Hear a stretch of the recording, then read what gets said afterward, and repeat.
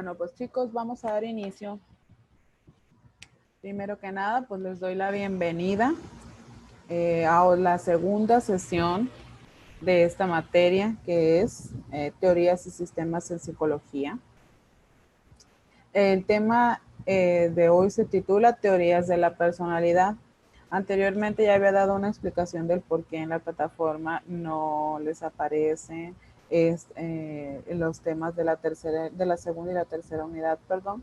Pero pues en la semana o en estos días se estará poniendo ya todo en orden. No se preocupen, les voy a pasar la información, les voy a pasar los documentos de donde se utilizaron para dar esta unidad. Espero que hayan tenido bonita semana, que hayan descansado. Fin de semana. Si me hacen el favor, si me están avisando, en caso de que tenga que acercarme un poquito más el micrófono o que no se escuche. Porque si ya lo notaron, estoy un poquito ronca, por eso se les había cancelado el día lunes. Habíamos quedado para el día lunes tener la sesión pasada. Esta sesión, perdón, pero no podía hablar, estaba afónica. Pues me disculpo, pero ahorita ya estoy un poquito más recuperada. Vamos a iniciar. Teorías de la personalidad. Primeramente, antes de hablar ya de lleno sobre las teorías de la personalidad, vamos a ver sobre la relación o una comparación breve sobre el psicoanálisis y el conductismo. Primeramente hay que definir qué es cada una de ellas y pues para iniciar vamos a hablar primero sobre el conductismo. El conductismo pues es una corriente de pensamiento científico que está orientada al estudio de la conducta objetiva, es decir, todo aquello que puede ser observable, medible y cuantificable. Este trata de explicar cuáles son los mecanismos intrínsecos de las personas a partir de que el hombre adquiere más conocimiento. Manifiesta también una oposición científica y teórica y sobre todo técnica al subjetivismo, dejando de lado el estudio de la conciencia y el subconsciente. El conductismo clásico tiene su origen a finales del siglo XIX y comienzos del siglo XX. Uno de los principales exponentes es John Watson, quien explica el comportamiento por medio del aprendizaje y los reflejos condicionados. Este considera que los seres humanos nacemos con un grupo de reflejos innatos que son conexiones entre estímulos y sus respuestas y que somos capaces de crear y aprender nuevas conexiones a través de estímulos, respuestas, mediante el condicionamiento. Si un nuevo estímulo actúa junto con el estímulo que produce la respuesta refleja, después de repetidas veces, el nuevo estímulo nos conducirá por sí solo a la respuesta, gracias a la asociación que tenemos, a la asociación que nosotros mismos desarrollamos, que el ser humano es capaz de desarrollar. El conductismo también explica los fenómenos psicológicos como relaciones entre estímulo y respuesta. Por lo tanto, para el conductismo, conociendo el estímulo, se conoce la respuesta y viceversa. Con esto se abandona pues la idea de que la psicología estudia los estados de la mente y se afirma la concepción de que su papel es explicar la conducta humana por medio del método de las ciencias naturales. Esa es una breve explicación del conductismo. Vamos a hablar sobre el psicoanálisis, no nos vamos a meter tan de lleno en él, porque el tema de hoy es teorías de la personalidad, y pues nos sirve esto de base para poder entender las siguientes teorías que vamos a analizar el día de hoy. El psicoanálisis es una teoría propuesta por Sigmund Freud, que nace a fines del siglo XIX. Es la contracara del conductismo, ya que estudia todas las significaciones internas y sirve para entender la conducta objetiva, es decir, lo consciente. En su primera tópica, Freud plantea que el aparato psíquico, que es lo que llamamos nuestra vida mental, se compone por aspectos tanto conscientes como inconscientes. Y este a su vez se divide en consciente, en un estado fugaz. ¿El cual es un estado fugaz? El preconsciente o subconsciente, los cuales son aspectos que se pueden tornar conscientes fácilmente, aunque dejen de serlo y puedan volver a las ciencias, a las conciencias, perdón, sin dificultad. Sin embargo, también nos habla del inconsciente, y el cual son los procesos y contenidos que no tienen acceso a la concienciación y que por ello se deben inferir, adivinar y traducir a la exposición consciente. Es decir, que son todos aquellos deseos reprimidos, lo que no se puede designar y se vuelve consciente a través de nuestros esfuerzos. Analizar los procesos mentales le permitió al psicoanálisis estudiar fenómenos psíquicos que antes eran incomprensibles, como el caso de la interpretación de los sueños de Freud. Este realizaba el análisis de los procesos inconscientes a través del estudio de los sueños, pues consideraba que estos estaban libres de influencia de las represiones conscientes. A ver, ¿quién? Va la primera pregunta, muchachos. ¿Quién me, solamente explíquenme o con sus palabras o lo que hayan comprendido sobre el conductismo y y el psicoanálisis? Bueno, los escucho.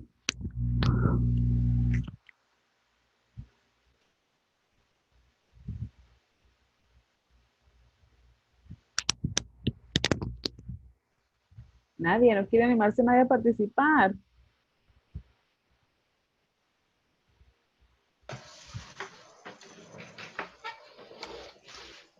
¿Qué entienden? Ya, maestra, A ver, sí me escucha porque no, la casi escucho no tengo como que internet. muy lejos, pero sí se escucha su voz. Ok, sobre el conductismo, trata, como la misma palabra lo dice, de estímulo-respuesta.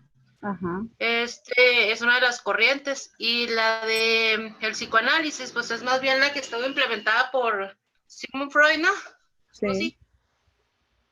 Que habla sobre, bueno, Sigmund Freud se basaba mucho en todo lo sexual, eso sí, recuerdo yo de lo que estaba leyendo.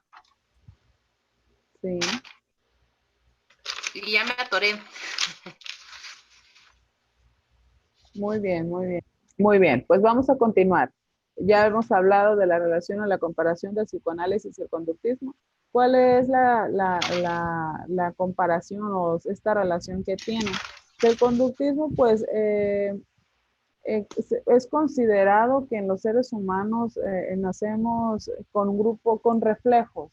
Este nos aseguraba John Watson, que este explica el comportamiento por medio del aprendizaje y los reflejos condicionados. Explica los fenómenos psicológicos, perdón, como relaciones entre el estímulo y la respuesta, ya lo comentaba también su compañera, porque es muy sonado ese, de hecho por eso se conoce más el conductismo.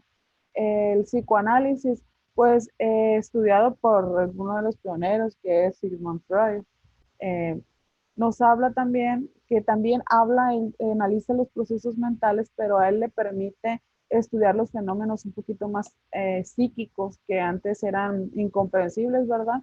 Y pues en caso de la interpretación de los sueños, o sea, Freud en el psicoanálisis fue un parteaguas porque él analizó el consciente, preconsciente e inconsciente de los seres humanos, que al que él decía que el aparato psíquico, que es lo que llamamos nuestra vida mental, está compuesto de estos tres que les acabo de comentar, que es el consciente, preconsciente e inconsciente.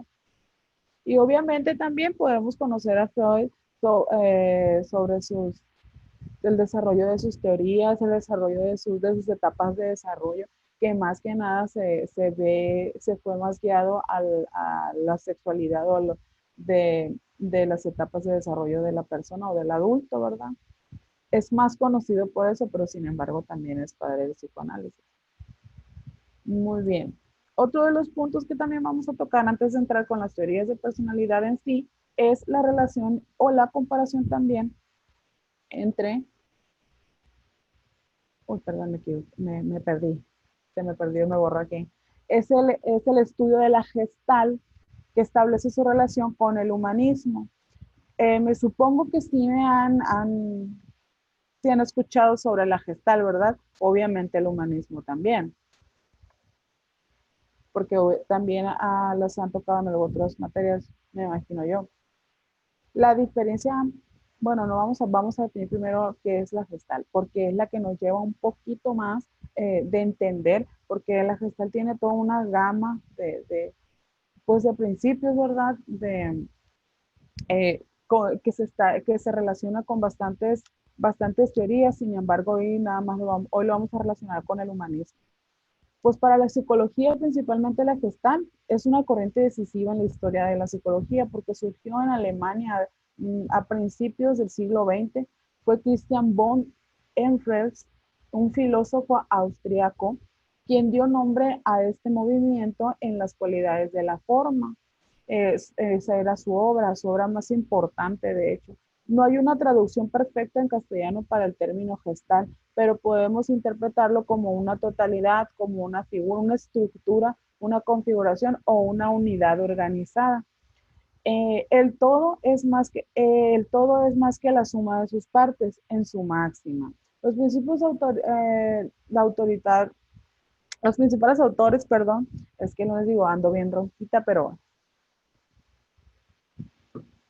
los principales autores de la Gestalt propusieron pues alternativas a los paradigmas psicológicos dominantes e hicieron grandes aportaciones a la psicología cognitiva.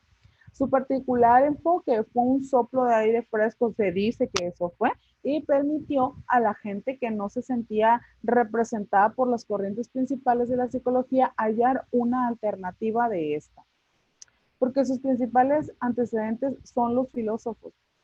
La base de la Gestalt es filosofía, porque de ahí fue donde se dio el inicio de esta misma. Los pensadores como Kant, Descartes, Husserl elaboraron la base teórica sobre la que está esta escuela se desarrolló. Los psicólogos pertenecientes a estas corrientes consiguieron llevar una idea al laboratorio y obtener resultados asombrosísimos.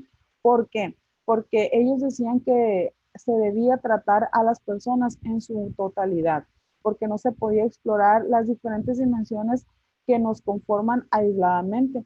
Es preciso, pues obviamente, adoptar un enfoque holístico a la hora de hablar sobre psicología, porque la complejidad de la mente humana no puede reducirse, pues, eh, eh, a solamente lo que se dice o que se puede encontrar fisiológicamente, ¿verdad? Porque la Gestalt explora las relaciones dinámicas que conectan los diversos elementos de la realidad.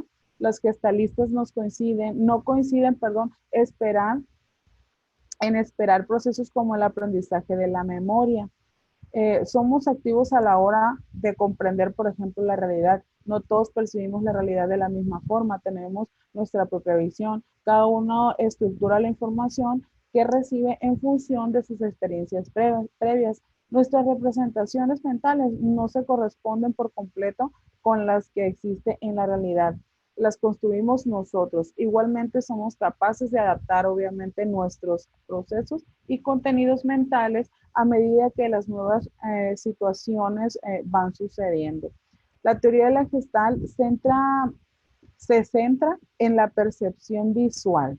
No obstante, sus ideas han sido adaptadas a campos como el de la música también. Principalmente las ideas de la Gestalt están centradas en esto, en lo que nosotros percibimos visualmente, pero también se ha descubierto que también pues a través de los sentidos, ¿verdad? Aunque ese es el principal, el visual de los sentidos, pero también puede abarcar a los otros sentidos también.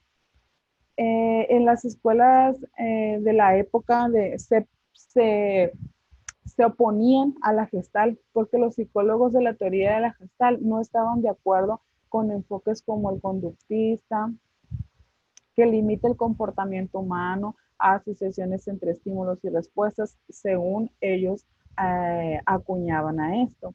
Esta perspectiva también pues deja de lado los procesos mentales y no completa el potencial de la inteligencia humana.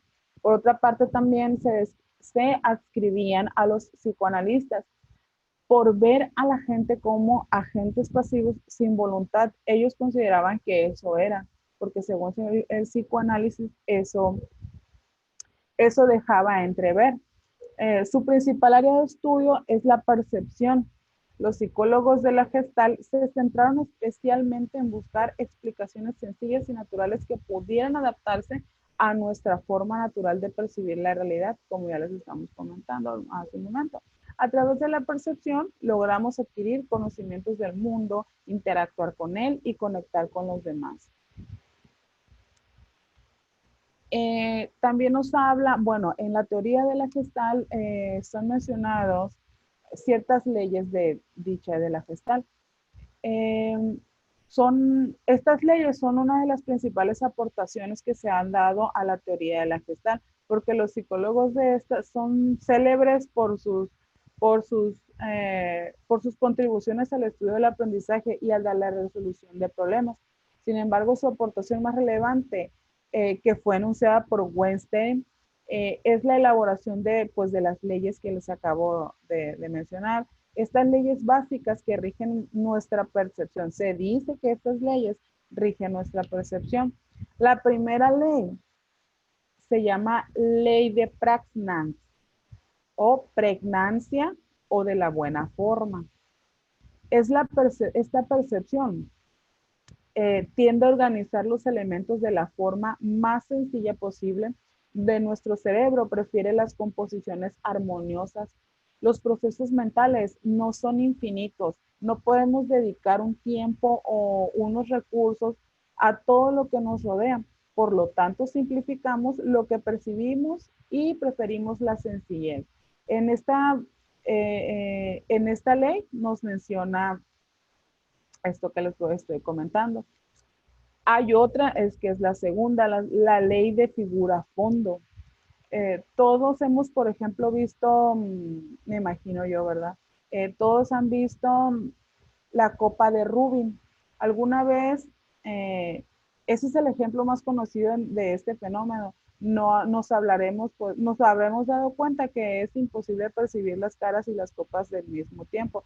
Sí saben a cuáles estoy hablando, ¿verdad? Es donde está la imagen, donde están dos rostros, pero están encontrados y al mismo tiempo puedes percibir tú tanto dos imágenes de perfil, pero si te enfocas en el color blanco, puedes ver una copa, pero si te enfocas en el color negro, vas a ver el rostro de las dos personas de perfil. A esta ley se le llama, se le llama ley de figura fondo. Obviamente ese es uno de los ejemplos más claros o más conocidos, sin embargo, existen innumerables dibujos o innumerables situaciones en las que podemos utilizar esta ley de figura fondo. Sin embargo, esta es la más conocida. La ley de la proximidad se refiere a los elementos más cercanos entre sí. Tienden a formar agrupaciones como si se tratara pues de un mismo conjunto. Si miramos tres montones, por ejemplo, de caramelos, precisaremos tres grupos en lugar de ver de ver todos los dulces que hay por separado. En este ejemplo, pues se puede percibir los objetos que hay en cada caja en una caja, perdón, como un único bloque. O sea, la ley de la proximidad nos habla de eso.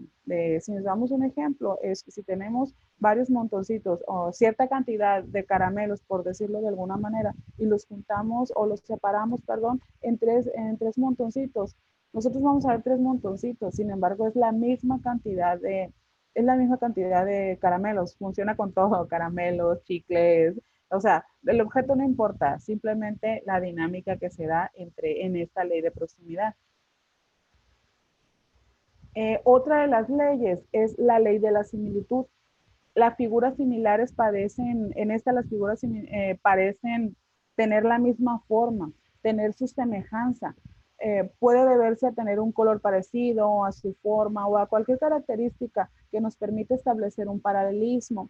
Entre ellas, sabemos que cada árbol, por ejemplo, tiene sus propias características. No todos tienen exactamente la misma altura ni el mismo color. Sin embargo, desde nuestra perspectiva nos parece prácticamente iguales por su parecido. Esta es la ley de la similitud.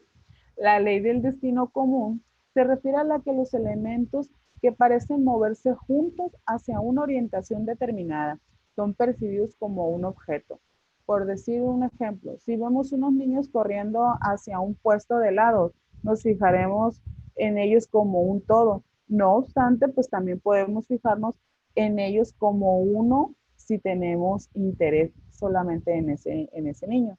En este caso, percibimos el grupo de forma homogénea cuando van los niños corriendo. Mientras que la ley de buena continuación, en esta nos habla de que preferimos ignorar los cambios bruscos que se dan en una imagen que estamos observando, porque generalmente nos fijamos más en las características de un estímulo que nos permiten percibir una cantidad, una continuidad más suave. Una manera es que si estamos paseando, por ejemplo, y nos damos cuenta en un cartel, una A tapada, por ejemplo, la mitad por un papel, por decirlo de alguna manera, seguiremos sabiendo que la letra es y leeremos el contexto sin dificultad. O sea, aunque esté tapada la mitad de la A, nosotros sabemos que es una A. Y para nosotros nos guiamos con que es una A. Este ejemplo, pues podríamos apreciar, nos podemos dar cuenta que en este ejemplo, la ley de buena continuación nos da este seguimiento a las cosas que por alguna otra razón se nos ocultan. Vamos bien, muchachos. No se me estén durmiendo, ¿eh? Muy bien.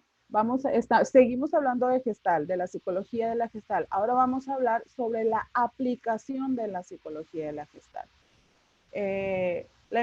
Una de las más referentes que se ha dejado más notar es en la educación, también en la resolución de problemas y en la investigación básica. Estas aplicaciones han tenido un mayor auge en la Gestalt, igual la Gestalt también en estos rubros, ¿verdad? Por ejemplo, en la investigación básica, el estudio pues, de los procesos psicológicos básicos, como la atención o la percepción, se han visto influidos por la teoría de la Gestalt, pues sus investigaciones son fundamentales para que otros autores apliquen sus descubrimientos posteriormente a la práctica. Por ejemplo, los avances en el campo de la percepción nos posibilitan realizar programas para mejorar la sensibilización o señalización en la carretera. Señalización, perdón, y evitar pues obviamente accidentes. Sus ideas siguen siendo revisadas, modificadas por los expertos para ayudarnos a comprender mejor cómo funcionamos. Mientras que la aportación de la Gestalt en la resolución de problemas, en esta nos menciona que los gestaltistas opinan que las circunstancias están compuestas por varios componentes que interactúan entre sí. Por ejemplo, si deseamos resolver un problema, podemos reorganizar sus constituyentes para descubrir una nueva solución. Esta idea puede extrapolarse también a todos los ámbitos de nuestra vida. ¿Qué día no tenemos, por ejemplo, que resolver algún problema? Weinstein planteó la diferencia entre el pensamiento productivo, que consiste en reorganizar creativamente los elementos de los problemas para solucionarlos, y el reproductivo, que se limita a aplicar los conocimientos anteriores, de forma mecánica. La Gestalt insiste en utilizar el pensamiento productivo, que nos ayudará a alcanzar un instinto. Este camino hace referente al momento en que tiene lugar, no nos damos cuenta repentinamente de cuál es la respuesta a nuestras dificultades, sin embargo, las llevamos a cabo o las resolvemos. Maestra, Mande. Perdón que la interrumpa, pero casi no se le escucha. ¿No se me escucha? Sí, como que... Pues yo tengo volumen, entonces es la bocinita esta, ¿verdad? De dar vueltas, yo creo. ¿Y ahora me escucha? Sí, ya se escucha mejor. Muy bien, entonces déjenme acomodarla para que no se me esté yendo. Muy bien. Que bueno, me vuelven a avisar en caso que se vuelva a mover.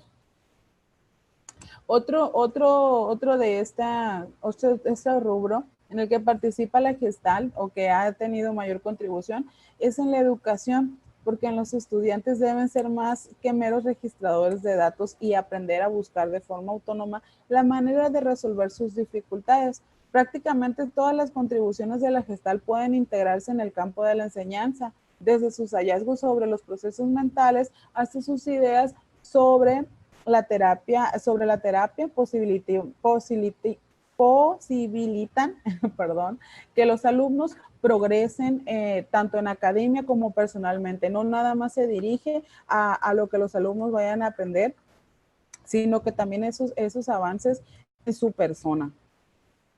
A ver, hasta aquí, ¿qué hemos comprendido sobre la Gestalt? Porque viene más información, pero ya es vamos a analizarla con los autores, vamos a analizarlo sobre las aplicaciones, cómo se lleva a cabo, cómo se aplica la Gestalt, tanto en la vida diaria, pero también en los distintos rubros de la vida o de los trabajos. A ver, díganme, ¿quién quiere participar,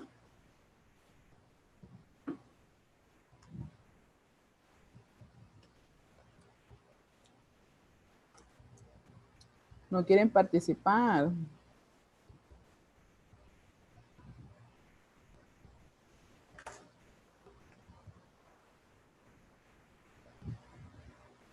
No van a participar, es en serio, no quieren. No sean aburridos, hay que participar.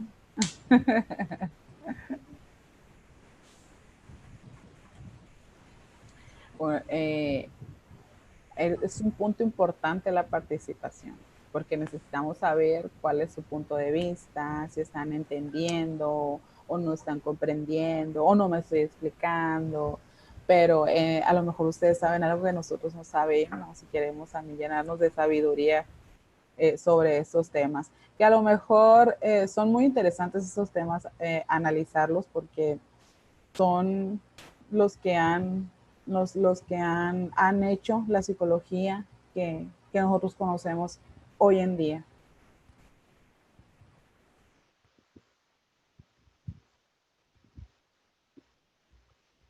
Bueno, nadie quiere participar. Vamos a hablar sobre las aplicaciones de la Gestalt en la vida diaria o en los diferentes rubros. Vamos a hablar primeramente por la más connotada, que es la terapia Gestalt. Esta terapia se plantea desde un enfoque humanista que considera a la persona como seres vivos y autónomos. Analiza la mente humana desde su vertiente más trascendental, explora su funcionamiento desde un punto de vista holístico y se centra en los aspectos positivos de la vida. La terapia de la Gestalt adopta las ideas de Kantiana, de que no podemos saber cómo son las cosas en general o en realidad, pero sí cómo las experimentamos.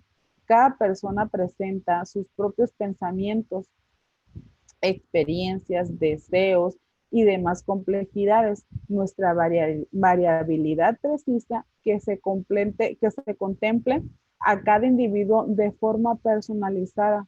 Esta terapia también tiene similitudes con el budismo, ya que incide en desarrollar la atención y la conciencia.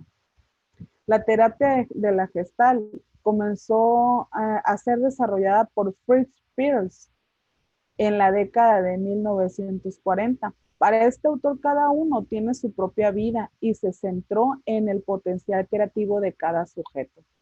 Peirce enfatizaba que la percepción es la clave de la realidad y nosotros somos los responsables de cambiarla. Compuso hasta oraciones que resumen su mentalidad.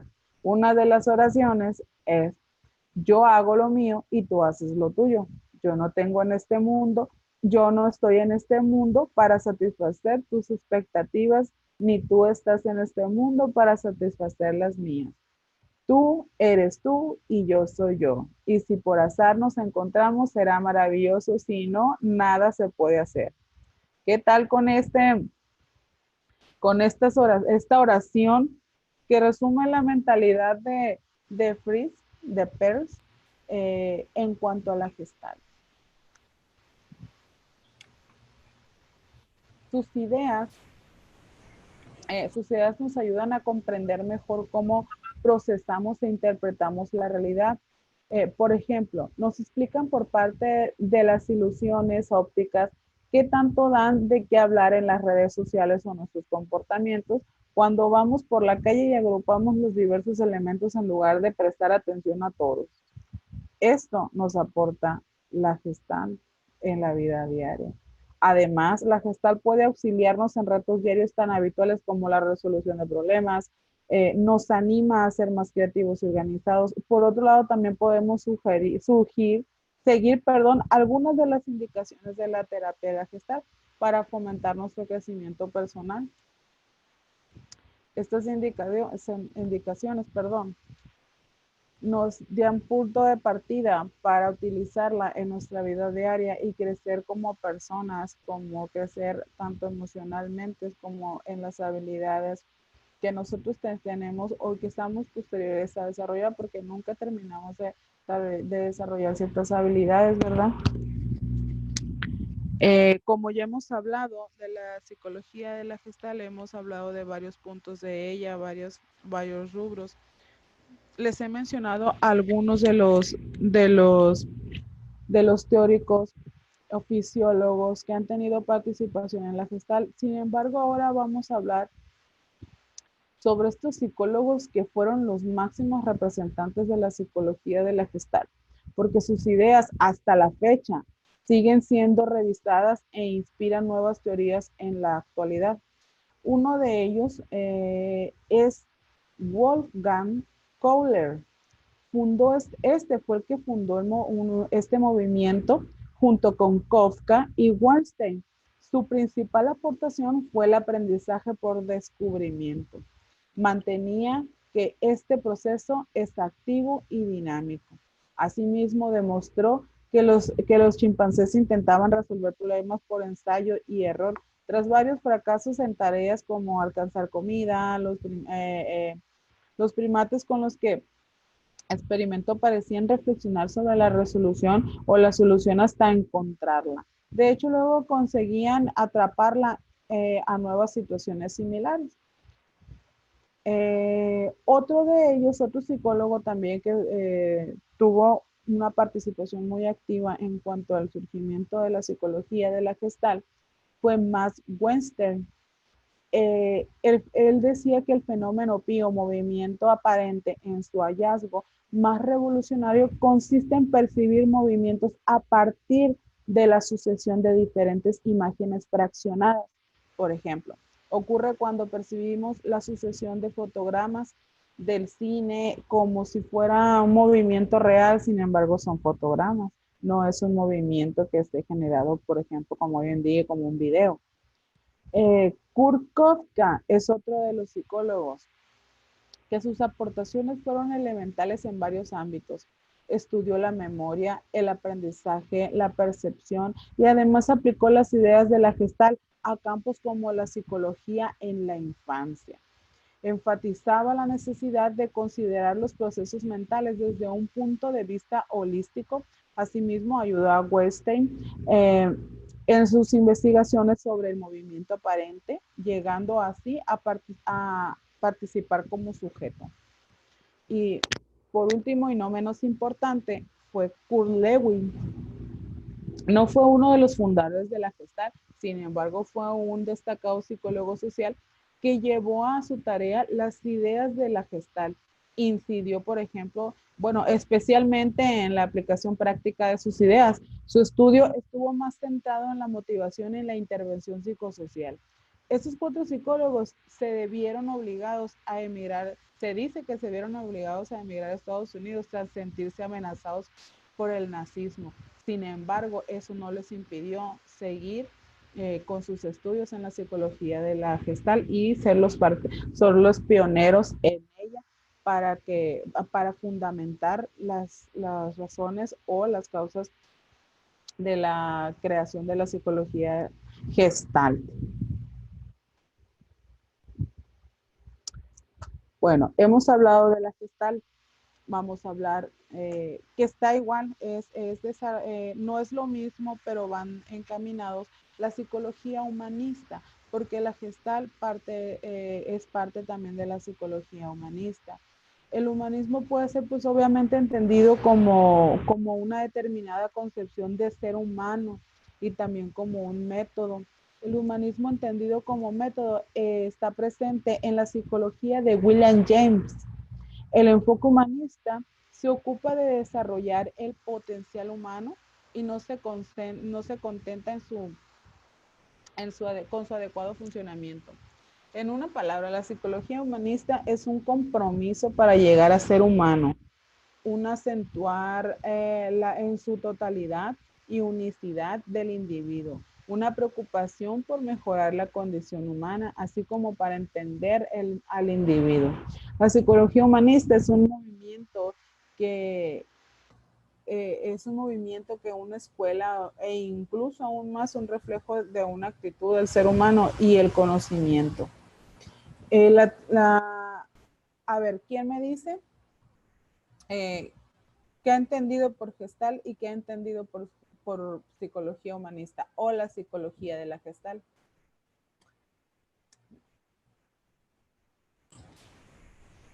A ver, Maestra, mande. Yo lo escucho muy lejitos. ¿ahí me escucha bien? Sí, ahí lo escucho bien. Bueno, Diga. a lo que yo he entendido, la psicología de la teoría de la Gestalt se dedica al estudio de la percepción en su totalidad y de ahí ya se desprenden las leyes, ¿no? Las que nos mencionó anteriormente, de proximidad, similitud, de la percepción. Y nos hablaba también de la aplicación de la psicología de la Gestalt y mencionaba usted acerca de la educación. Claro. Y por ejemplo también de la terapia de la Gestalt. Y pues nos mencionó unos psicólogos también, que más que nada era mirar la realidad, ¿no? Así como lo mencionó usted, la realidad, o sea, tú eres tú, yo soy yo, yo no me meto contigo y tú tú no te metes conmigo, algo así, ¿no? En su practicidad así es. Sí.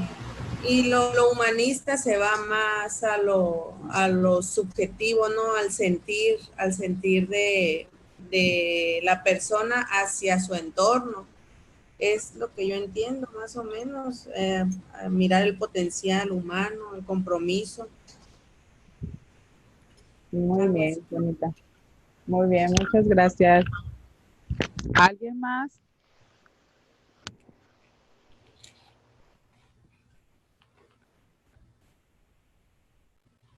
Yo, maestra, Dígame, Paola. mire, al principio me llamaba mucho la atención y recordaba yo algo porque, bueno, el conocimiento, la corriente a través de la percepción de una gestal, hablaba de algunos ejemplos de la percepción. Por ejemplo, nosotros en la escuela es muy común que les preguntamos a los niños, ¿qué pesa más, un kilo de algodón o un kilo de fierro? Y ellos se van por el kilo de fierro, entonces ahí estamos hablando de percepción, ¿no? Ellos ven como el fierro se supone que es más pesado, pero estamos hablando de un kilo y un kilo. Yo lo pondría mucho con respecto a la comunicación. Nosotros muchas veces no congeniamos a veces con algunas personas, porque a pesar de que no debe de haber una situación problemática, percibimos la situación, incluso la forma de, el cómo nos hablan o algo, de alguna manera lo interpretamos y pues no es, ¿no? O sea, nosotros estamos percibiendo que así es, pero es dependiendo de cómo nosotros lo sentimos, no como realmente es. No sé si estoy bien. Claro, va muy bien. Entonces, así como les mencioné también, continuamos, así como les mencioné también sobre la psicología humanista, uno de los precursores de ella es el psicólogo William James. Sin embargo, esta no está basada nada más en el pensamiento de un solo autor, obviamente, porque contribuyeron bastantes autores o teóricos. Fueron varios los personajes que dieron vida a esta teoría. Entre ellos, uno de los más mencionados fue Maslow, Wayne, Reich, Sastre. Algunas de las características de esta teoría son que la creencia de que el ser humano siempre está buscando su propio desarrollo y que tiene siempre al bien con el mismo, la idea de que nos hacemos a nosotros mismos a cada instante, somos lo que pensamos de nosotros, es que en este instante hacemos lo que creemos que podemos hacer en este momento. También, por tanto, el trabajo para llegar a lo mejor de nosotros mismos es en el aquí y en el ahora. Así también, por otro lado, está el postulado de que las personas pueden desarrollarse con facilidad en un ambiente pues más adecuado, siendo la aceptación, el que no sea juzgado y que sea escuchado. El reconocimiento del cuerpo como el que manifiesta nuestras necesidades emocionales o por ende nuestros conflictos emocionales, el cuerpo y la mente o la psique o el alma están unidos y lo que los afecta, uno lo afecta a todos. Esta es una de las características de la psicología humanista o del pensamiento de la psicología humanista. Muy bien, ahora sí. Yo les dije, vamos a verlo brevemente, pero ya ves, nos extendimos porque es importante hacernos conscientes sobre estas también corrientes psicológicas como son la Gestalt, el humanismo, asimismo como el conductismo, el psicoanálisis, porque esos también nos van a dar la base o nos van a permitir examinar las teorías de la personalidad y también vamos a hablar no nada más de las teorías de la personalidad, también la teoría de los rasgos, pero en sí vamos a analizar un poquito más de las teorías de la personalidad, que vamos a entrar en materia si les parece y nos seguimos con el segundo punto que es nuestro punto más fuerte de la unidad de hoy, que es teorías de la personalidad. Vamos a iniciar primeramente con el estudio histórico de la personalidad. Se dice que se remonta alrededor de un siglo antes de Cristo. Desde entonces los griegos se interesaron pues por personificar diferentes papeles en el drama de dicha cultura, es decir, asumir diferentes papeles o personalidades dentro de una misma persona, por lo cual el concepto personalidad se origina de este término. Pero más años más tarde, Cicerón, citado por Cerda, definió el término personalidad enfocándose desde 4 diferentes significados. Uno de ellos es la forma en cómo un individuo aparece frente a las demás personas. Otro es el papel que una persona desempeña en la vida. Y otro es un conjunto de cualidades que comprenden al individuo. Y por último, como sinónimo de prestigio y dignidad mediante el cual se asignaba el término persona de acuerdo con el nivel al que pertenecía. Esos cuatro puntos o significados, ¿verdad? Son los que daba Cicerón para definir el término de personalidad. Y de ahí se siguió avanzando hasta la época clásica, donde se dio un auge en la cantidad de significados del concepto de personalidad. Según Cerda, en 1985, uno de estos conceptos está adherido a la Santísima Trinidad, entendido como algo sustancial y no asumido. Es decir, que no se construye, sino que se encuentra en sí mismo, hace parte de su esencia. Y si seguimos avanzando en la filosofía medieval, se fue perfilando el concepto y de igual manera se involucraron de manera novedosa aspectos éticos y distintivos del individuo, lo que permitió incluir una mayor cantidad de elementos elementos característicos de la persona y no solo en aspectos generales. Se dice que los primeros teólogos relacionaron los términos persona y esencia, por lo cual Boecio en el siglo, Boecio, perdón, sistematizó estos conceptos para dar origen al término de personalidades o personalidad, hablando de una sola persona, en el que se define a la persona como una sustancia individual, racional y natural. Para ustedes, ¿cómo podrían definir lo que es la personalidad? Actualmente les mencioné sobre cómo la veían o cuál era la concepción que se fue formando de la personalidad a través del estudio histórico de ella. Para ustedes ahora, actualmente, ¿cuál es su concepción sobre la personalidad?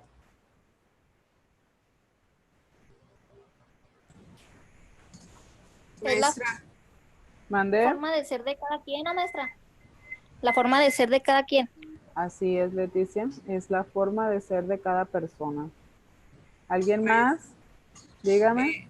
es el conjunto de patrones o de características que distinguen a cada individuo, a cada persona, que la hacen ser diferente una de la otra.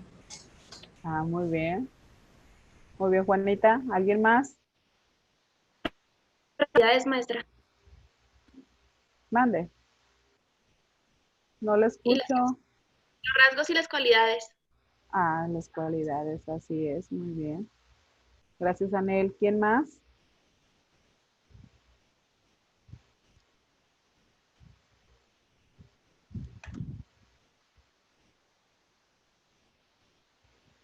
Muy bien. Entonces, una vez definido tanto por las personas, los autores, tanto como por ustedes, vamos a entrar en perspectivas psicológicas en la personalidad, porque desde la perspectiva psicológica se ha venido definiendo el concepto de personalidad. Por ejemplo, Leal, Vidales y Virdales planteaban la personalidad desde 3 miradas diferentes, las cuales son: 1, la organización total de las tendencias reactivas, patrones de hábitos y cualidades físicas que determinan la efectividad social del individuo. 2, cómo un modo habitual de ajustes que el organismo efectúa entre sus impulsos internos y las demandas del ambiente. 3. Y 3, como un sistema integrado de actitudes y tendencias, de conductas habituales en el individuo que se ajustan a las características del ambiente. Como estas 3 concepciones o esos tres conceptos de la personalidad fueron trabajados por Leal, Vidales y Virdales en 1997. Adicional a lo anterior, los planteamientos psicológicos hacen referencia pues, a un conjunto de cualidades propias de cada persona en particular, clasificadas estas también en 3 grupos. En el grupo A, clasificación de los atributos personales, que hacen referencia más que nada a la organización del ser humano en las diferentes etapas del desarrollo. Y la clasificación B, que son los biólogos y los conductistas, la definen en términos de ajuste, debido a que un fenómeno de la evolución que se refiere a un modo de supervivencia o de adaptación al medio a partir de las características del individuo. Y por último, no menos importante, que es la C, la personalidad definida a través o a partir de las diferencias individuales. Pues es decir, que las características que posee un miembro difieren de las características de otro individuo en su mismo grupo. Esto es lo que afirmaba el autor, esos autores que vienen siendo, grábense los autores porque sumamente importante, Leal, Vidales y Virdales.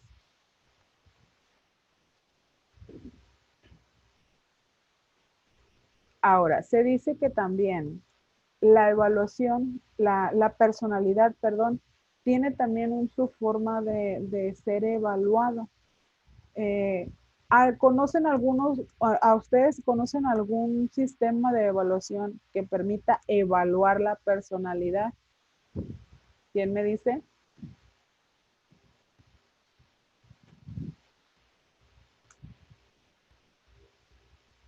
¿Algún sistema Es en la el que personalidad. cómo podemos evaluar la personalidad o cómo la evalúan estos teóricos la personalidad? por medio de test, maestra. De test, así es.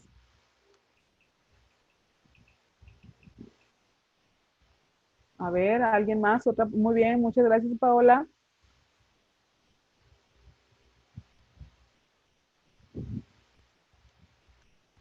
Aparte de los test, también, ¿qué más? Es una de las más, no más importantes, sin embargo, es la más reconocida o la más ubicada. Es un planteamiento de Freud. Me imagino que ustedes deben de saber, de hecho sí lo saben porque en la clase anterior me lo mencionaron dos alumnas también, de los planteamientos de Freud, que él hablaba, obviamente refiriéndose a la personalidad, pero hablaba del desarrollo de ¿qué?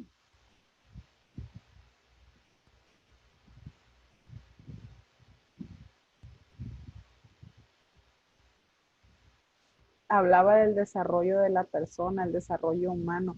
Para Freud, voy a empezar con él, ya lo retomé, voy a empezar con Freud. Él nos menciona que él plantea que la personalidad se desarrolla en la medida en que una persona obviamente logra satisfacer los deseos sexuales durante el curso de su vida. Es decir, que la personalidad para él está determinada por la manera en que se aborda cada una de las etapas psicosexuales. Las etapas psicosexuales, pues obviamente como las conocemos, son 5, ¿verdad? Las vivencias en cada una de ellas dan cuenta a un posible perfil de personalidad. Alguien me mencionó la vez pasada estas etapas. Son las 5 etapas de Sigmund Freud. Así es. Él piensa Es así es, la cual. Es la etapa oral, anal, Anal, fálica, ¿cuál más? No me acuerdo. Ayúdele muchachos. La latencia y la genital, que es la última. Muy bien, ya ve, muy bien. Gracias, Anel. Ya ve como que sí se acuerdan, ¿por qué no quieren participar? Sí saben y se están acordando tanto de la clase anterior, ¿eh?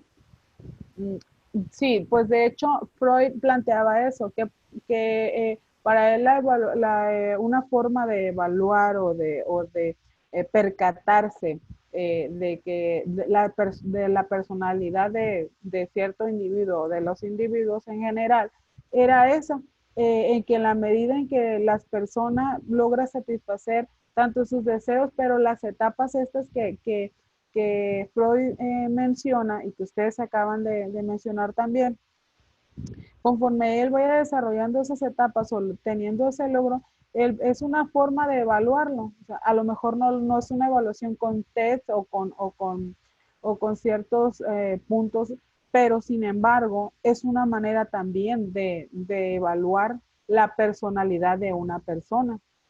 Porque de acuerdo con la importancia que se le ha dado al estudio de la personalidad, se encuentra que para un mejor y mayor conceptualización de la misma, se han desarrollado diferentes teorías que intentan explicar cómo se constituye la personalidad humana.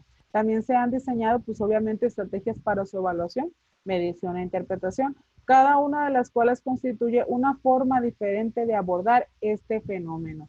Y una de las formas de abordarlo es como lo plantea Sigmund Freud. Los instrumentos de personalidad son diseñados para establecer semejanzas, diferencias entre varios individuos frente a las manifestaciones conductuales. Los exponentes de las teorías y estrategias de evaluación que se presentan en estos tiempos o en la actualidad se basan en algunos modelos psicológicos, por lo tanto, sus ideas acerca de la personalidad están de acuerdo a las leyes y principios generales de sus postulados. Uno de los primeros que acabamos de mencionar es Sigmund Freud, que a través que nos menciona que a través de las etapas oral, anal, fálica, de latencia y genital, el hombre puede, o la persona, el individuo, puede ser evaluado respecto a cada una de las etapas por las que ha pasado o que ha logrado. porque son periodos que comprenden varias etapas primero del niño, del infante, de las personas ya adultas o de los adolescentes, ¿verdad? Si lo vemos también desde otro punto más analítico. Según el enfoque dinámico de la personalidad, la manera de evaluar dicho fenómeno involucra, pues obviamente, estrategias como las técnicas de manchas o de tintas, técnicas pictóricas o gráficas, técnicas verbales, recuerdos autobiográficos y técnicas de ejecución. Entre las técnicas de manchas se encuentra la prueba proyectiva de Rorschach y la técnica de mancha de tinta de Holzmeier. Sí han escuchado sobre la técnica de Rorschach, ¿verdad? Esta deriva su nombre pues de su autor, porque su autor era Hermann Rorschach. Esta revela pues percepciones, emociones, pensamientos e impulsos inconscientes acerca del mundo exterior. Esta consiste pues en una serie de 10 láminas que contienen manchas a las cuales las personas deben hacerle una interpretación, comunicando lo que piensan que representan. Adicional a esto, el examinador debe llevar un registro del tiempo que tarda la persona en responder, la localización, los determinantes y la actitud o el nivel de la forma de respuesta de quien está siendo evaluado. ¿Habían escuchado sobre esta técnica de las manchas de Rorschach? Ah, muy bien. No me están contestando, pero veo que están asintiendo con la cabeza varias. Porque es una de las más conocidas, aparte de la que también les hablábamos y mencionábamos ahorita sobre Freud, ¿verdad? De acuerdo con las técnicas pictóricas o gráficas, se encuentran algunas como el test de percepción temática, el cual evalúa la personalidad de 19 se trata de apartar de 19 tarjetas que contienen dibujos no definidos en blancos y negros, más una tarjeta en blanco. Se le pide al examinado que elabore una historia de acuerdo con el dibujo. Para la tarjeta blanca, se le pide que imagine algún tipo de lo que describa o lo que piense o cuente una historia al respecto. Las técnicas verbales hacen especial énfasis en la asociación de palabras o a completar frases, perdón. Los recuerdos autobiográficos hacen especial énfasis en que las personas recuerden eventos tempranos de su vida. Las técnicas de ejecución hacen referencia al uso del dibujo, el juego y los juguetes para la interpretación de la personalidad. Así que para interpretar la personalidad hay un sinfín de material o de instrumentos que utilizar, porque obviamente podemos hablar de personalidad, sin embargo también hasta la personalidad es evaluada, obviamente desde varios enfoques, pero lo importante es conocer cada uno de ellos o tener una noción de los sistemas de evaluación de la personalidad. ¿Vamos bien? ¿Vamos bien? Muy bien. ¿Qué tiempo llevamos? Porque yo ni me he dado cuenta del tiempo. Ah, miren, vamos muy bien. Vamos muy bien. Otro de los puntos, el de los más, yo creo que ya, y como ya entramos al tema de la personalidad, es la teoría de la personalidad de Gordon Allport. Alfred Willard Allport nace el 11 de noviembre de 1897. Al 9 de octubre, él fallece en 1967. Sí, pues bueno. Fue un psicólogo norteamericano él. Fue uno de los primeros psicólogos que se centra en el estudio de la personalidad y es un referente menudo como una de las figuras fundamentales de la psicología de la personalidad. Él contribuyó bastante a la formación de escalas y de valores, rechazó tanto un enfoque psicoanalítico de la personalidad que él pensó a menudo iba demasiado profundo y un enfoque conductual que pensaba pues a menudo que él creía que lo profundizaba suficiente. Hizo hincapié en la singularidad de cada individuo y la importancia del contexto actual. También en contraposición a la historia pasada, para la comprensión de la personalidad, también daba sus aportes. Él hablaba también sobre la teoría de los rasgos. él realiza su aproximación a la personalidad en dos direcciones, en la fenológicamente y funcionalmente. En otros términos, esto significa que como el individuo percibe la realidad fenomenología, y cómo interactúa con esa realidad, que es la funcionalidad. La génesis u origen de sus comportamientos y contemplan una función motivacional, la personalidad o self propio, lo más propio en cuanto a naturaleza, no en cuanto a posesión. Se dice que la teoría de la personalidad de Alpur resulta sumamente interesante, pues no únicamente por sus contenidos, sino también por la influencia entre diversas ideologías y perspectivas teóricas. Independientemente de que se suscitaba un punto de vista ideográfico en el que se destacan pues, variables que hacen única y diferente a cada persona, la teoría establecida por Alport, indica que a pesar de que la configuración de cada persona es única, existen patrones de comportamiento comunes, debido a que los rasgos pues, de personalidad son en general elementos innatos compartidos. Del mismo modo, si bien su teoría es de carácter innatista, no ignora la influencia de factores situacionales a la hora de explicar la conducta, con lo que se aproxima a posturas interaccionistas que ven la conducta como combinación entre lo biológico y lo ambiental. Pues también Alport forma parte de las teorías estructuralistas de la personalidad, porque dichas teorías se basan en la idea de que la personalidad pues es una configuración de características organizadas con una estructura concreta que les permite predecir la conducta futura al tender al individuo a actuar como acorde a dicha estructura, ¿verdad? Sin embargo, también dejan ver un cierto interés en lo procesual, es decir, en el proceso por el que se desarrolla y no solo su estructura, en analizar cómo se va formando pues cada persona, ¿verdad? El propio en cuanto a la naturaleza. No se me estén durmiendo. ¿Quieren participar alguien? Darme su punto de vista. ¿Qué les parece? ¿Les parece interesante lo que estamos analizando el día de hoy? Maestra, Mande, díganos. yo creo que esta teoría de la fenomenológica de la personalidad, ¿no? Es yo creo que es más que nada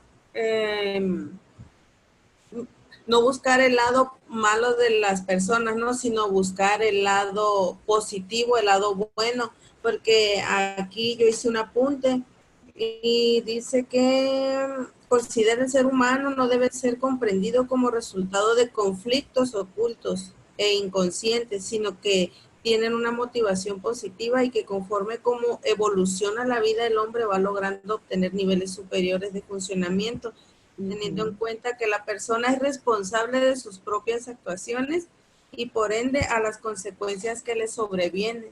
Y ahí, como le digo, es lo que yo entiendo, pues no hay que tachar a una persona de que es así o es asado porque tuvo algún conflicto, ¿no? Sino que también tiene su lado bueno. Así es como nosotros, como personas, cómo percibimos esta realidad que tenemos, cómo la tomamos nosotros.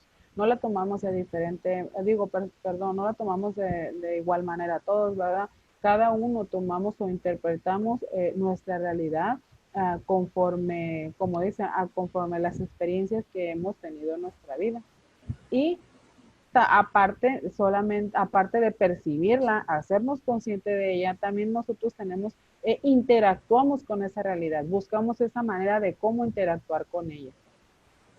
Muy Sí, pues bien. como dicen, la vida no es color de rosa, ¿no? También vamos a tener nuestras altas y nuestras bajas y ahí es donde debe de entrar uno. Así es. Muy bien, Juanita. Gracias.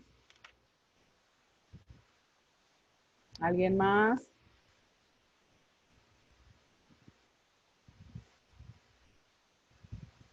Bueno, pues vamos a continuar. Seguimos, estamos hablando ¿de qué estábamos hablando? A ver, ¿quién me dice? ¿Teoría de los rasgos de qué? ¿De quién? ¿Quién habla de la teoría de los rasgos?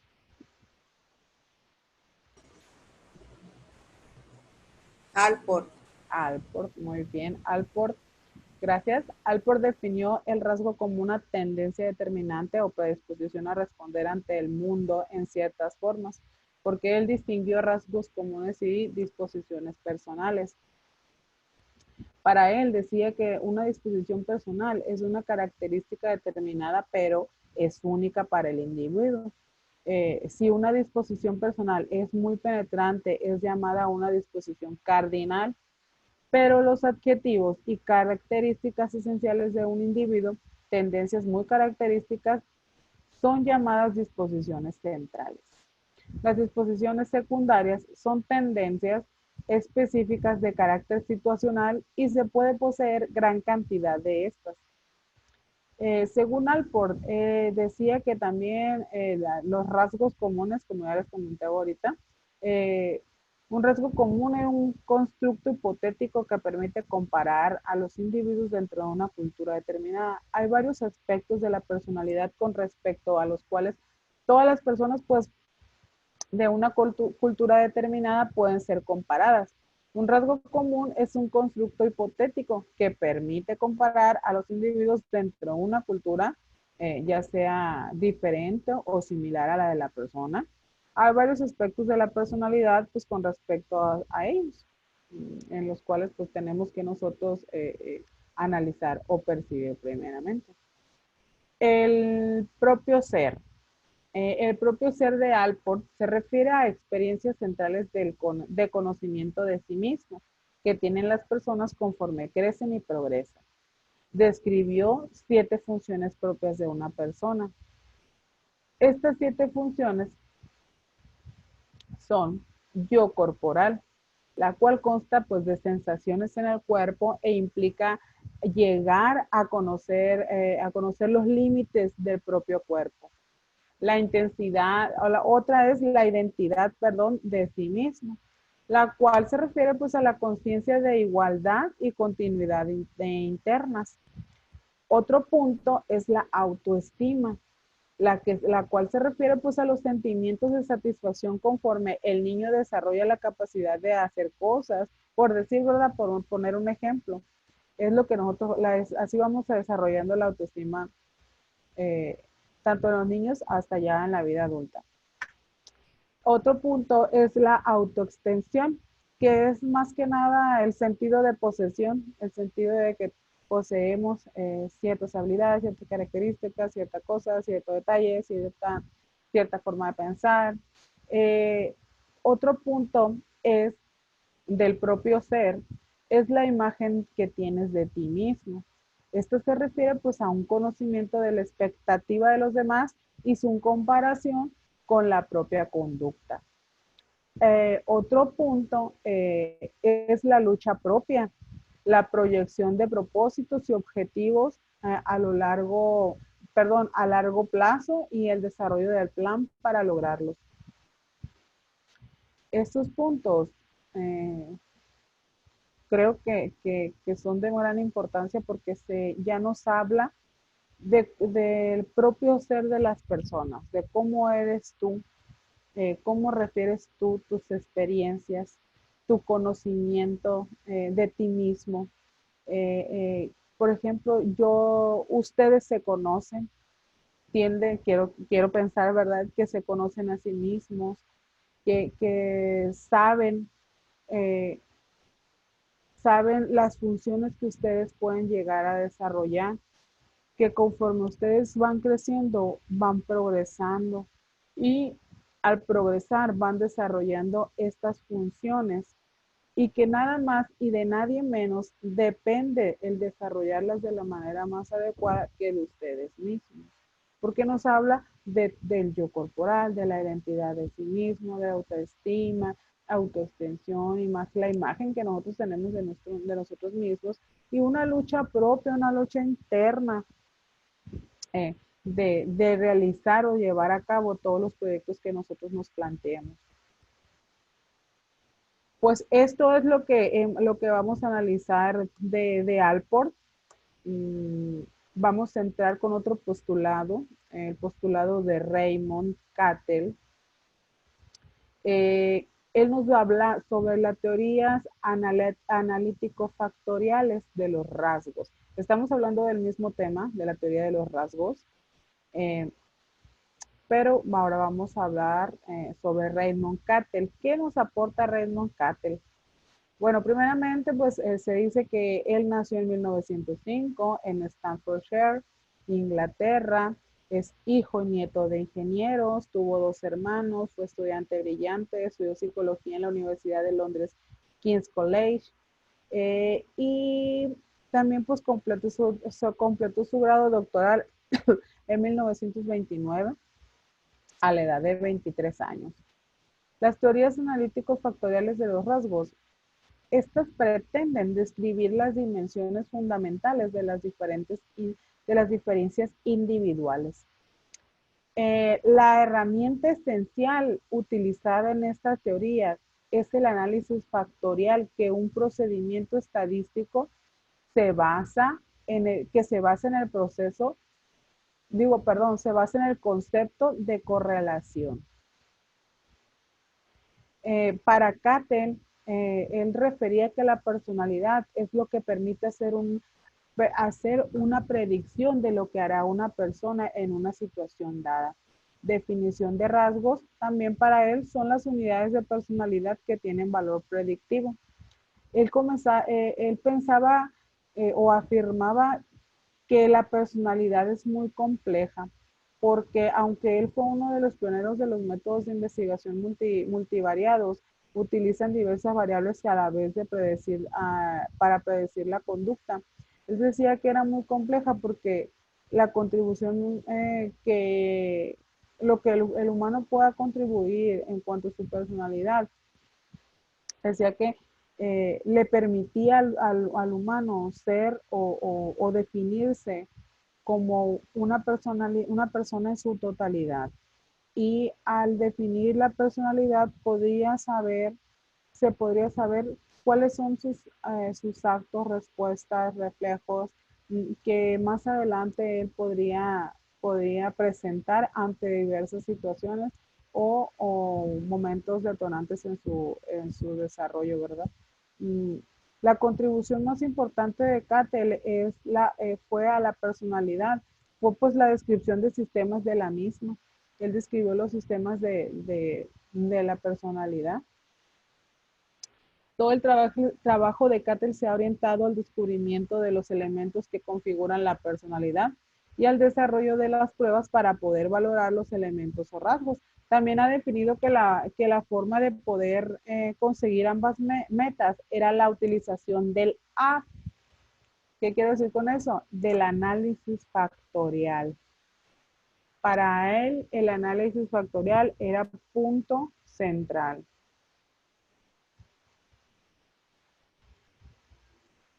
La personalidad, bueno, él manejaba, en cuanto a la personalidad de los rasgos o tipos de rasgos, manejaba los 3 métodos de la psicología. Él mencionaba el método uni o bivariado. Es que estoy, perdón, bivariado. Con este método se establecen relaciones pues entre lo manipulable, ¿verdad? Y lo que es la medida para comprobar los efectos de la manipulación. El método multivariado tiene como finalidad estudiar la relación simultáneas existentes entre gran número de variables. El investigador pues no manipula las variables, sino que deja que se manifiesten tal cual y se sirve de métodos estadísticos para estudiar las relaciones entre ellas.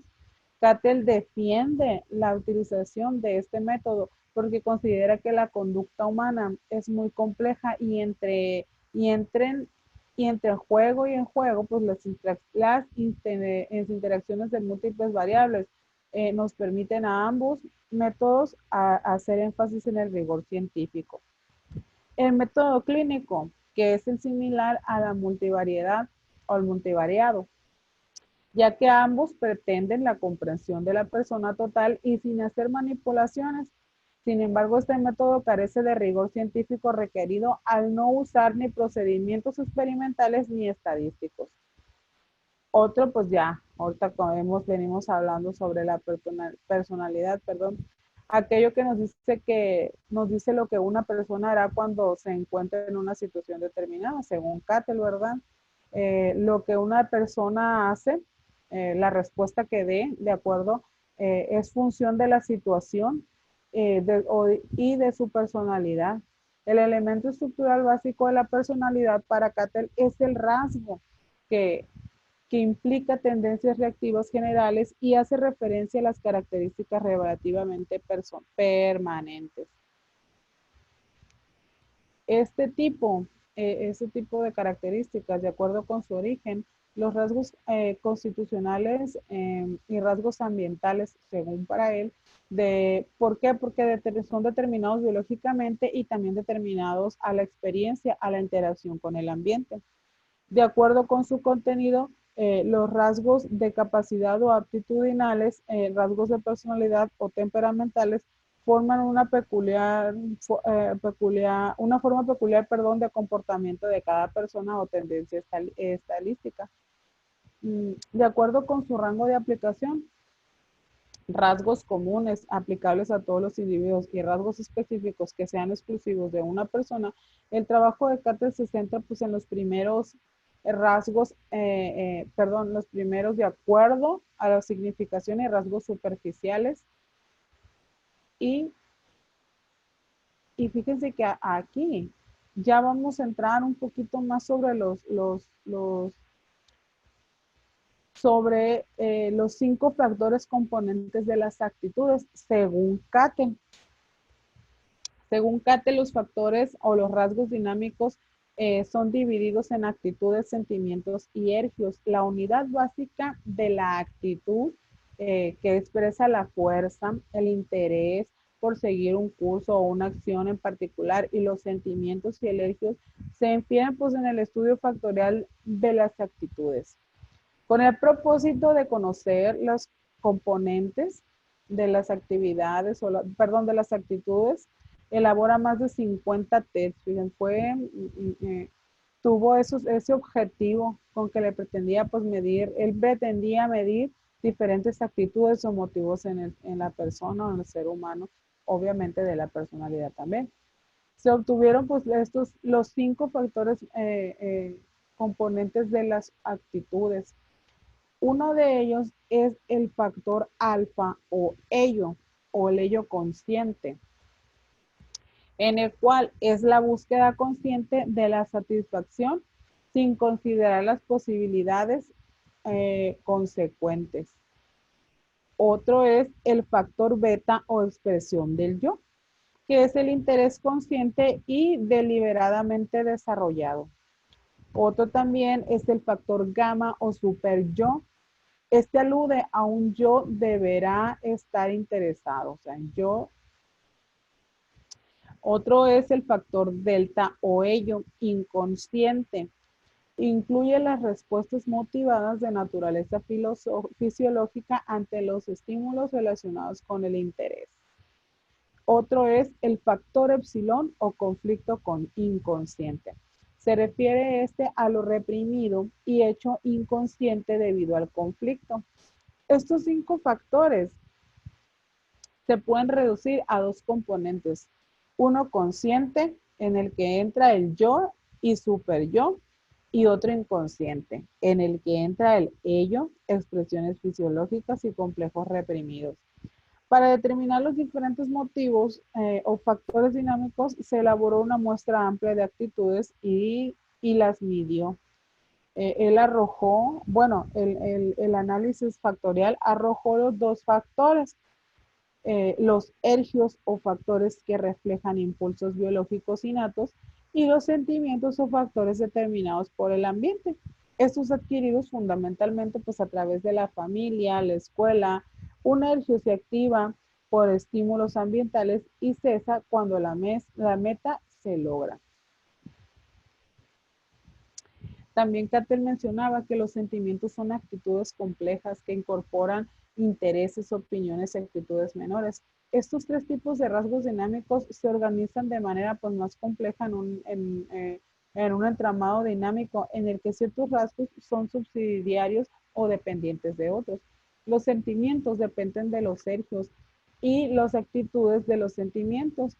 Las actitudes sirven para satisfacer a los sentimientos, los cuales son satisfacción a las necesidades biológicas.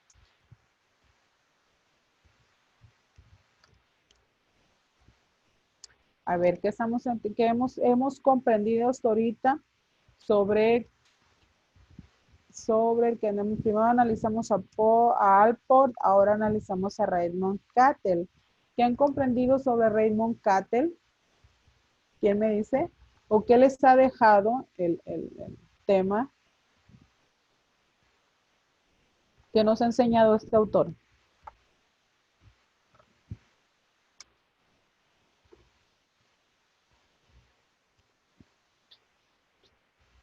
A ver, ¿quién nos dice?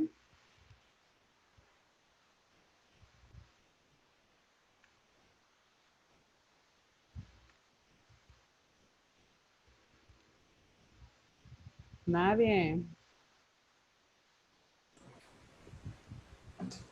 Nadie. A ver, díganme. Maestra, Díganos. La escuchamos. pues este personaje, Raymond Cattell, también habla igual de la personalidad. Ujú. Y dentro de los apuntes que realicé, que hay rasgos, hay formas, que las comunes, que son propias de las personas, las superficiales, las que son fáciles de observar. Ujú. Y sería todo porque no, eso fue Muy lo que yo bien. entendí. No, muy bien. Muchas gracias, Bonita. ¿Alguien más quiere participar? O ya no quieren participar, ¿eh? Hay que participar, muchachos. Bueno, yo de lo que anoté, maestra, fue que bueno, decía analiza, espérame. No, no te preocupes. Sobre las dimensiones fundamentales de las diferencias individuales. Eso fue lo Ah, que sí. me llamó la Llamó la atención. atención. Qué bueno. Muy bien. Qué bueno, Rosicela. Muchas gracias por participar. ¿Alguien más?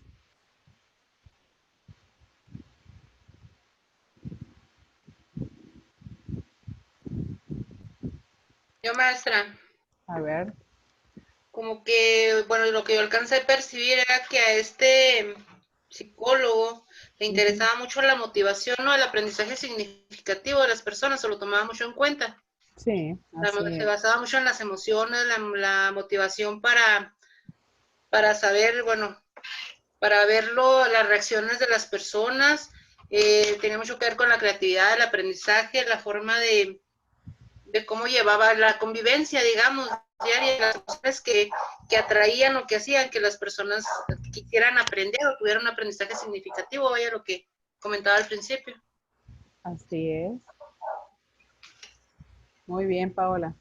Sí, claro que sí, se enfocaba mucho, hacía mucho auge a esto, que son las emociones y los sentimientos, o el poder que tienes tú como persona de motivarte, de trabajar en ti mismo, de ser o por decirlo, tu propio guía. ¿Alguien más? ¿Nadie más? Bueno, si no hay más participaciones, Bueno, ya hablamos de Alport, hablamos de Cattell. Ahora vamos a hablar sobre los 5 grandes rasgos de la personalidad, pero son propuestos por Thurstein o Thurstone, como lo pueden conocer, pero es Thurstein. Este es en psicología, el modelo de los 5 grandes es simplemente conocido como Big Five. Es un cuestionario que evalúa y analiza la composición de 5 dimensiones pues, de la personalidad en su sentido más amplio. Estos factores fueron encontrados experimentalmente en una investigación sobre la descripción de personalidad de unas personas que unas personas hacían de otras. Aunque la primera mención pública de este modelo se debe a Thurstein, eh, en su en su locución del presidente ante la American, bueno, a la Asociación Americana de Psicología, en un encuentro que se realizó. Fue cuando se descubrió que Thurstein uno de los primeros en hacer énfasis en los 5 grandes rasgos de la personalidad. Estos rasgos o factores principales se suelen denominar tradicionalmente como factor O, factor C, factor E, factor A, eh, o factor N, perdón, y forman una sigla que vienen más conocidos como OCEAN. Esta es cierta discusión sobre el factor O, que a veces se denomina intelecto. Cada uno de estos factores consiste en un conjunto más específico de rasgos. Por ejemplo, el factor E incluye cualidades como la sociabilidad, la búsqueda de emociones o las emociones positivas. Los 5 grandes son un modelo descriptivo de la personalidad y los psicólogos han desarrollado diversas metodologías para evaluar esos 5 rasgos en un individuo. La extraversión se caracteriza a la alta sociabilidad, tendencias a la compañía de otros, el atrevimiento en situaciones sociales, tendencias a evitar la soledad. Existen una tendencia alta a experimentar emociones positivas tales como la alegría, la satisfacción, la excitación. Son asertivos y habladores, necesitan constante estimulación, son en búsqueda de sensaciones nuevas. Quienes tengan esta característica o este factor predomine en su personalidad, ¿verdad? Los rasgos se caracterizan por un pronunciado compromiso o unión con el mundo externo. A los extravertidos les gusta estar con gente, son a menudo percibidos como llenos de energía, tienden a ser entusiastas, individuos orientados pues, a la acción, que es probable que digan sí o vamos a las oportunidades pues, de diversión que surjan. Estando en grupos les gusta mucho hablar, afirmarse a sí mismos y atraer la atención hacia sí mismos. Lo cual es todo esto que es muy positivo de una persona muy enérgica, con mucha energía, que es muy positiva en la vida, es contraponente o lo opuesto a la introversión, que suele caracterizarse por ser personas que son más reservadas, que son introspectivas, tranquilas, poco dependientes de otros, prefieren lo conocido y lo habitual, tienen preferencia de estar solos antes que en situaciones sociales muy animadas. No quiere decir que sean asociales, disfrutan el contacto social, pero de distintas maneras. En situaciones como círculos cerrados de amigos, pueden ser tan animados y habladores como los extravertidos y tienden a pensar más que los extravertidos. Los extravertidos tienden más a la acción que los introvertidos. La apertura a la experiencia en esta dimensión. Se ha originado más confusiones y desacuerdos del modelo de los 5 factores. Sin embargo, sus elementos constituyentes en la imaginación activa, la sensibilización estética, la atención a las vivencias internas, al gusto por la variedad, la curiosidad o la intelectual e independencia del juicio. El individuo abierto es original e imaginativo, curioso por el medio externo e interno, con vidas, experiencias más ricas o más interesantes, ¿verdad? Mm, es un polo opuesto al individuo, en un polo opuesto su individuo tiende a ser convencional en su conducta y apariencia, prefiere lo familiar o lo novedoso y no social y políticamente conservadores. La apertura es un aprecio general por el arte, las emociones, la aventura, ideas inusuales, imaginación, curiosidad y variedad de experiencias. El rasgo distingue a la gente imaginativa de la gente convencional y con los pies en el suelo. Las personas que son abiertas a la experiencia son curiosas intelectualmente, aprecian el arte y son sensibles a la belleza. Tienden a ser comparados con las personas cerradas, más creativas y más conscientes de sus sentimientos. Es más probable que tengan creencias no convencionales, ¿verdad? Y opuesto a la cerración a la experiencia, están las personas con poca puntuación.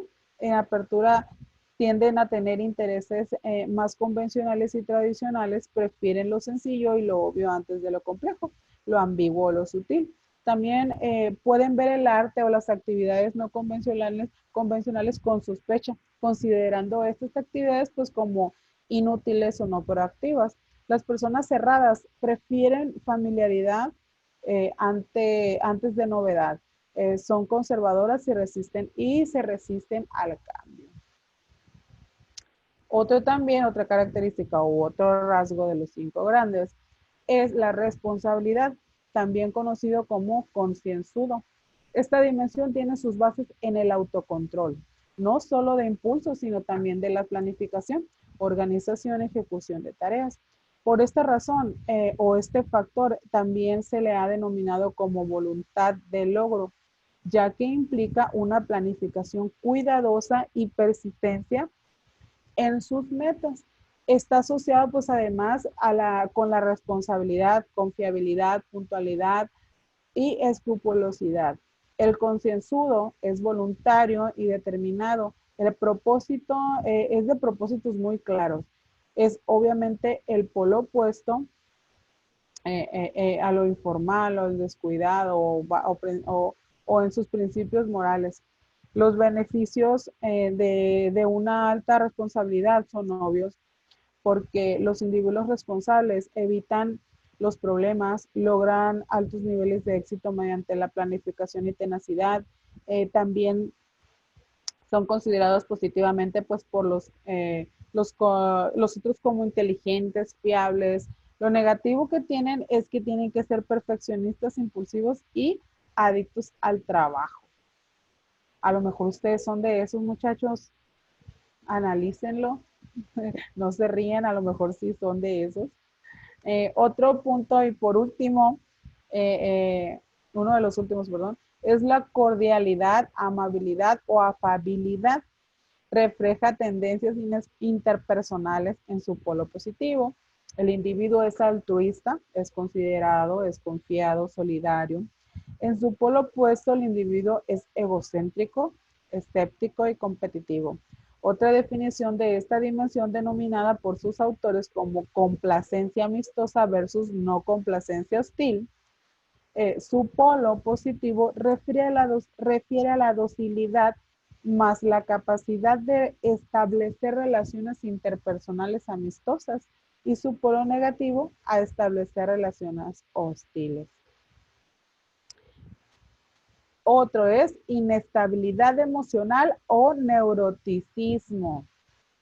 Según Hans Huygens, es un rasgo de la personalidad que con puntuaciones altas conlleva a una inestabilidad emocional. ¿Qué quiere decir con esto? Pues nos lleva a la ansiedad, mucha preocupación, etcétera. Presenta una percepción sesgada hacia las situaciones negativas que hacen que continúen sintiendo emociones negativas. Se caracterizan por la falta de homogeneidad en la conducta, baja tolerancia al estrés, poca sociabilidad y a veces pues son llamados inestables emocionales. A ver, ¿qué tal? ¿Qué les parecen estos 5 rasgos? ¿Pudieron identificarse en ellos? Porque es lo que tendemos a realizar nosotros, ¿eh? A, a buscarnos o a saber, hacernos conscientes de lo que de lo que estamos leyendo o lo que estamos escuchando y luego lo relacionamos con nosotros mismos. ¿Qué les parecen estos 5 rasgos? ¿Ya los habían escuchado? ¿Ya los habían leído?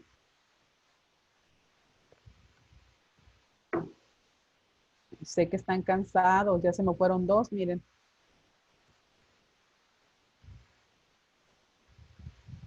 Bueno, como ya los veo cansados, vámonos derechos como flecha, porque ya ese es el último punto de la personalidad, que vamos a hablar sobre la teoría del temperamento de Arnold Booth y Robert Plum. Esta teoría la introdujeron en 1975. Booth impartía psicología en la Universidad de Texas Austin y Pluming era un profesor distinguido en el desarrollo humano en la Universidad Estatal de Pensilvania. Su teoría es un modelo de interacción del temperamento, de la personalidad, que también combina conceptos biológicos del aprendizaje y de rasgos. Estos dos teóricos sugieren que diversas disposiciones innatas o heredadas son influidas por la interacción con el ambiente, la interacción entre el temperamento y el ambiente en la estructuración de la personalidad. Es importante en particular en la infancia temprana, aunque hay límites en cuanto puede modificarse el ambiente, la disposición básica. Por medio del análisis factorial, Booth y Pluming identificaron 4 dimensiones de temperamento que pueden ser recordadas con las siglas de EAC, que viene siendo emocional, activo contra letárgico, sociable contra separado, impulsivo contra deliberado. Emocional contra impasible. La persona emocional es excitada con una facilidad y responde con mayor intensidad a la impasible. El activo contra letárgico, el activo es el individuo por lo general, este está ocupado con prisa en comparación con el letárgico de ritmos más lentos. El sociable contra separado, la persona sociable es afiliativa, busca a los demás y les responde. El individuo separado tiende a preferir estar solo. El impulsivo contra el deliberado. Las personas impulsivas responden con rapidez, mientras que las deliberadas inhiben sus respuestas y las planean. Para determinar cuáles son las disposiciones de la personalidad, deben ser denominadas en forma más apropiada en temperamentos. Booth y Pluming emplearon 5 criterios. El más importante es que un temperamento tiene un componente genético debido a que es heredado. Se puede esperar que el temperamento mostrará señales de estabilidad durante la infancia y retención en la madurez. Además, el rasgo debe tener o haber tenido un valor adaptativo en la evolución de la raza humana y estar presente en nuestros antepasados animales. Se dice que esta investigación falló en mostrar evidencia clara de un comportamiento genético en la impulsibilidad, lo que llevó a Booth y Pluming a reducir su lista de temperamentos a los primeros 3 y referirse a estos como con las siglas de EAC. Booth ha sugerido que los temperamentos son considerados como una subserie de rasgos de personalidad delineados pues por manifestaciones en el primer año de vida, en perseverancia posteriormente y transmisión genética. La emocionalidad, la actividad y la sociabilidad son 3 rasgos de personalidad que cumplen estas medidas. Por lo tanto, se ha trabajado con estas 3, que son las que en la actualidad son más significativas o tomadas en cuenta por los demás teóricos. Y así, muchachos, terminamos la segunda unidad. ¿Qué les parece? Espero que el tema está sumamente interesante. Podemos identificar con nuestros rasgos de personalidad. Espero que así sea. Eh, Como ya veo que varios se están tentando la cabeza, que ya se están durmiendo, vámonos rápido. Y les menciono, a los que llegaron más tardecita, la página ha tenido algunos contratiempos. No sé, no creo que, solamente creo que se puede visualizar la unidad 1. La unidad 2 no les permite a los estudiantes a visualizarla. Le comentaba, a mí sí me permite visualizarla, pero no está adecuada a cómo se está dando el trabajo. Entonces, esta es la unidad 2, teorías de la personalidad. Les voy a mencionar cuáles son las actividades para que ustedes vayan preparando las actividades correspondientes a la segunda unidad. Recuerden, es actividad de apertura, actividad de desarrollo y foro académico. Primeramente, la actividad de apertura consiste en elaborar un ensayo en el que usted va a argumentar situaciones que se presentan en el surgimiento y desarrollo de cada sistema de la psicología. Además, recuerden, es documento en Word, presentación, 2 cuartillas del contenido, las conclusiones personales y bibliografía. Acuérdese que al guardar su documento y cuando me lo vaya a enviar a mí, primer nombre, primer apellido, guión bajo, número de unidad y número de actividad o actividad A o actividad B. La actividad de desarrollo consiste en elaborar una presentación de PowerPoint que le permite identificar las aportaciones que cada teórico desarrolló o dio al desarrollo de la personalidad. Esta presentación pues va a ser libre, ustedes ya se pueden extender el número de presentaciones que vayan a poner, pero obviamente presentación, contenido y pues al guardar el documento es la misma mecánica. Y en el foro académico, su participación va a ser con el tópico ¿Cómo identifican en sí mismos la teoría de la personalidad?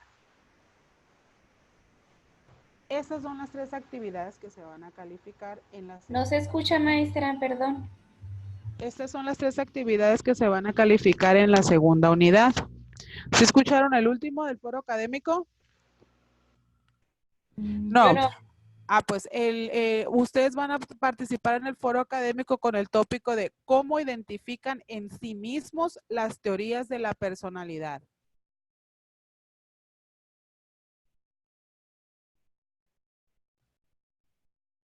¿Listos? La Pues 1, maestra, por favor. la 1 va a elaborar un ensayo en el que va a argumentar sobre situaciones que se presentan en el surgimiento y desarrollo de cada sistema en la psicología.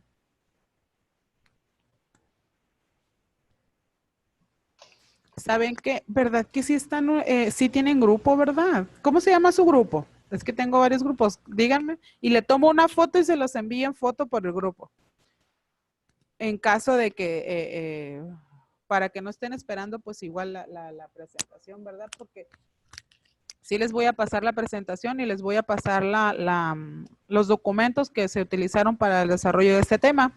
Pero en lo que está la página, la plataforma, pues se los puedo pasar por el grupo de WhatsApp. Ay, perdón mi voz, pero es que estoy ronquita. ¿Va a haber bibliografía para este trabajo? Sí va a haber. Por eso les pregunto a ustedes, ¿cómo se llama el grupo de ustedes? De WhatsApp. Se llama licenciatura Párame. Es LPSC, Grupo Grupo 1G 2018.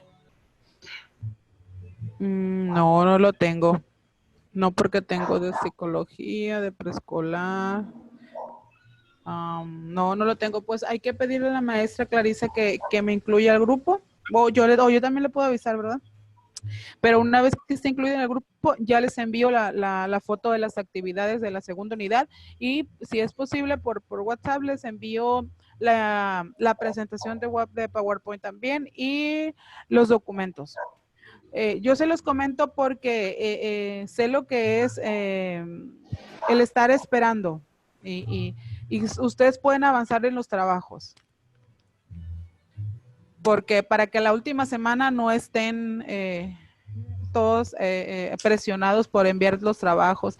Igual, pues también les digo, cualquier cosa, cualquier duda, cualquier situación, ahí está saben mi número telefónico, pueden enviarme WhatsApp y lo resolvemos de la manera más adecuada. Pues muchachos, sería todo. Nos vemos. Creo que la próxima sesión, esta sí va a ser la última, es la tercera unidad. Sí se va a realizar el lunes. Esta sí va a ser el lunes. Es que estaban programadas, de hecho, para el lunes, pero pues por distintas situaciones no se estuvieron dando los lunes. Pero esta última sí se va a llevar a cabo el día lunes, igual en el horario de las 7:30, creo.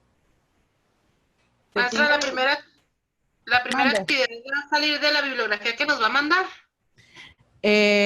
Pues a través de la lectura de esta bibliografía, sí.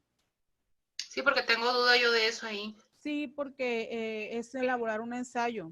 Estuvimos viendo pues el desarrollo en cada sistema de la psicología, igual también en la bibliografía también va uno de los elementos también. Y en cuanto a la presentación, en cuanto a otros documentos que se utilizaron para la presentación también. La presentación que utilizó hoy esa es la que nos va a mandar. Sí, y los documentos donde viene la información más extensa o más explícita también para que se utilizaron para desarrollar esta presentación. Lo que pasa es que en una presentación ustedes saben que es un poquito menos de información, ¿verdad? Son menos elementos. Ya en los documentos ya viene más explicado, a lo mejor a lo mejor yo lo entiendo de una manera y usted leyendo ya la lectura puede comprenderlo más ampliamente. Ok, gracias. De nada, Paula. Muy bien, chicas, pues muy buenas noches y chicos también. Buenas noches, que descansen, que tengan una excelente semana, lo que queda de la semana y buen fin de semana. Pórtense bien y nos vemos el lunes, primero Dios.